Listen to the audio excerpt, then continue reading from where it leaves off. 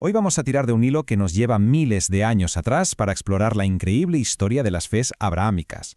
Es un relato fascinante, lleno de revelaciones, de mensajeros, que se va desplegando a lo largo del tiempo hasta llegar literalmente a nuestros días.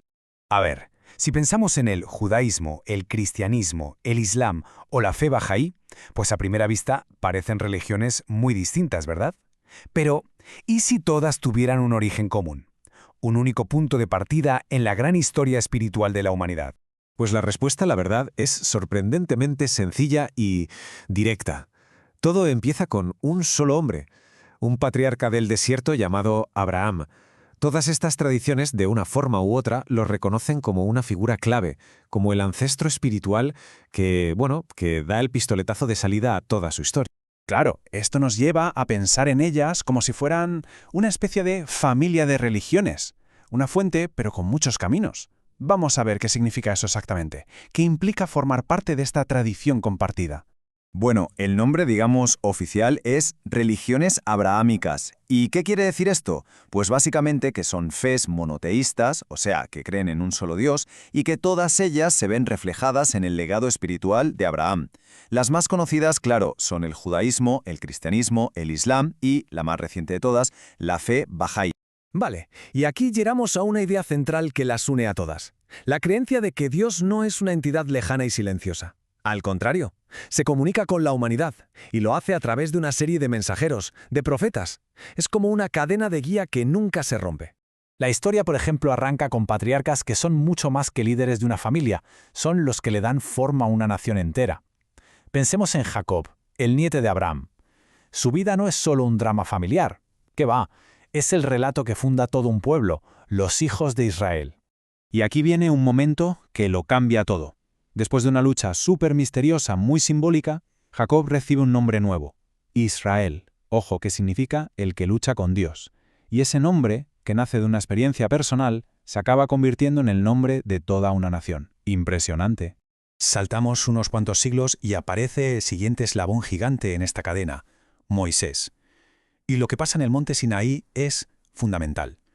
Porque no es solo que reciba los 10 mandamientos, que también, es que establece un pacto, una alianza, una ley divina que va a definir la identidad de Israel para siempre. Ok, vamos a poner esto en perspectiva. Esta línea de tiempo lo ilustra genial.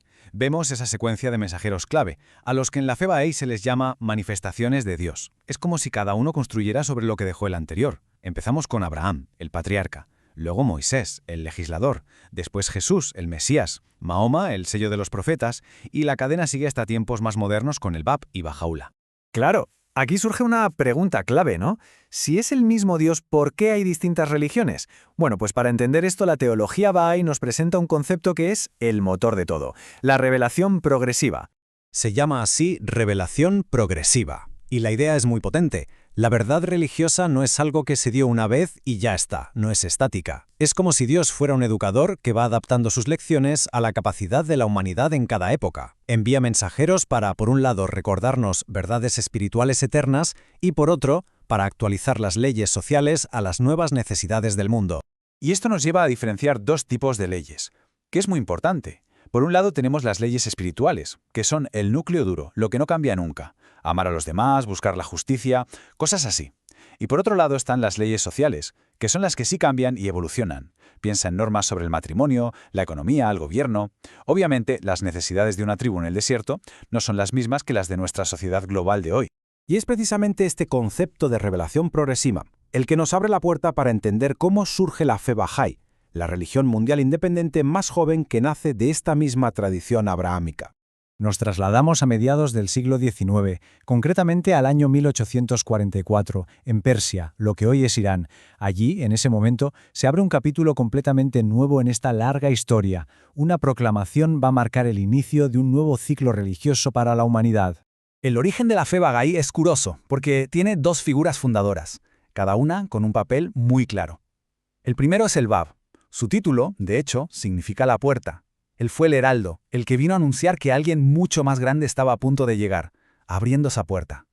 Y casi 20 años después, Bahá'u'lláh, cuyo nombre significa la gloria de Dios, anunció que él era ese prometido, la figura divina para nuestra época. La vida de Bahá'u'lláh, la verdad, fue durísima. Estuvo marcada por un sufrimiento constante. Hablamos de 40 años de cárcel y exilio solo por sus enseñanzas. Y lo más increíble es que fue precisamente en esas condiciones, durante ese larguísimo cautiverio, cuando reveló más de 100 volúmenes de escritos que son la base de la doctrina bahá'í. Entonces, vale, ¿cuál es el mensaje central que trae Bahá'u'lláh para el mundo de hoy? Pues si tuviéramos que resumirlo en una sola palabra, una sola idea, sería esta: unidad. Y este principio de unidad no es una idea vaga, se apoya en 3 pilares que están totalmente conectados entre sí. El primero, la unidad de Dios, solo hay un creador para todos. El segundo, la unidad de la humanidad. Somos una única familia humana más allá de razas o nacionalidades. Y el tercero, la unidad de la religión. Todas las grandes religiones son, en el fondo, parte de un mismo plan divino que se va revelando poco a poco. Pero ojo, que esto no se queda solo en ideas espirituales. Estos pilares se traducen en principios superprácticos para organizar la sociedad. Hablamos de la igualdad total de derechos entre hombres y mujeres, de la necesidad de que la ciencia y la religión vayan de la mano, de la educación obligatoria para todo el mundo, y no se ven como sueños lejanos, sino como pasos necesarios, requisitos indispensables, para construir por fin una sociedad global justa. Y ahora, algo que rompe completamente los esquemas de casi cualquier otra religión. En la fe bahá'í hay 0 clero. 0. No hay sacerdotes, ni imanes, ni rabinos, nadie. Entonces, la pregunta es obvia. ¿Quién manda? ¿Cómo se organizan? Pues la autoridad reside en consejos que se eligen democráticamente. Hay consejos locales, nacionales y uno internacional, la Casa Universal de Justicia. Y el sistema para elegirlos es único en el mundo. No hay campañas, no hay candidaturas.